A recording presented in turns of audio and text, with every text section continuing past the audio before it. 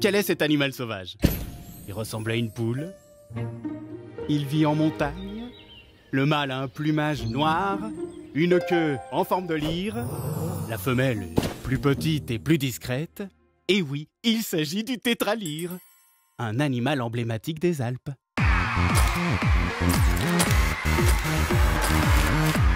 Un animal star, mais malheureusement vulnérable.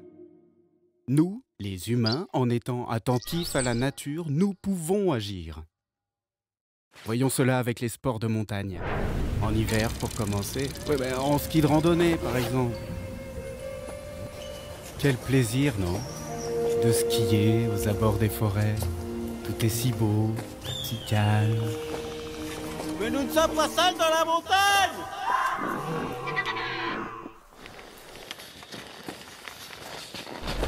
Là, un tétralyre. Mais comment est-il arrivé là? Magnéto. L'hiver, le tétralyre creuse un igloo dans la neige pour se protéger du froid. Il n'en sort que 2 fois par jour pour se nourrir. Le reste du temps, il se repose pour économiser son énergie. Et oui!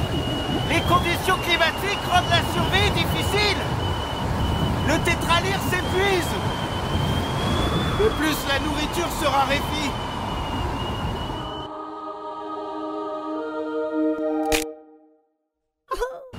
Il doit absolument économiser son énergie. Sinon... Reprenons notre paisible excursion.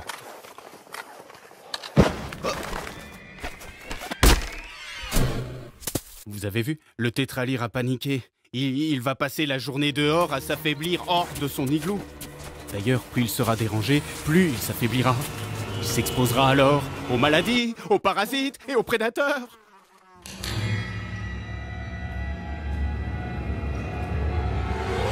Bref, le tétralyre, il laissera des plumes. Pour éviter ça, en montée, à l'approche des forêts, utilisons les traces déjà existantes. Près des forêts, à la descente, ne multiplions pas les traces. Des zones de quiétude pour le tétra sont parfois matérialisées, il suffit alors de les contourner. Dans les grands espaces dégagés, comme les alpages, nous pouvons nous faire plaisir. Raquettes, ski de piste, même combat.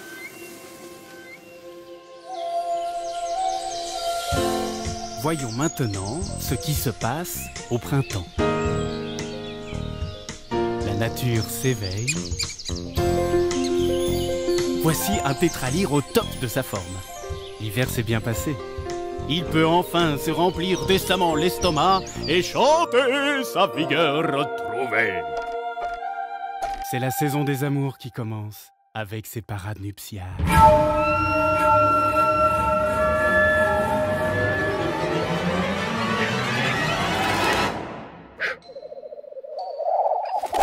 Ce programme comporte des scènes pouvant heurter la sensibilité du jeune public. Et qui a trop souffert en hiver ne trouvera pas de partenaire. Quelques semaines plus tard, la poule couve ses œufs cachés dans les bosquets, invisibles des randonneurs.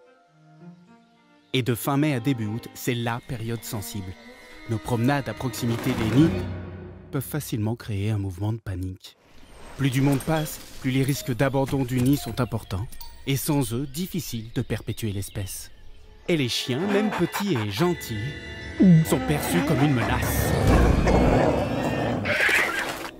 Il y a déjà assez de prédateurs dans la nature.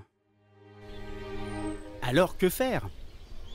On essaye au maximum de rester sur les sentiers balisés. Et pour les chiens, on reste vigilant, en laisse, c'est mieux.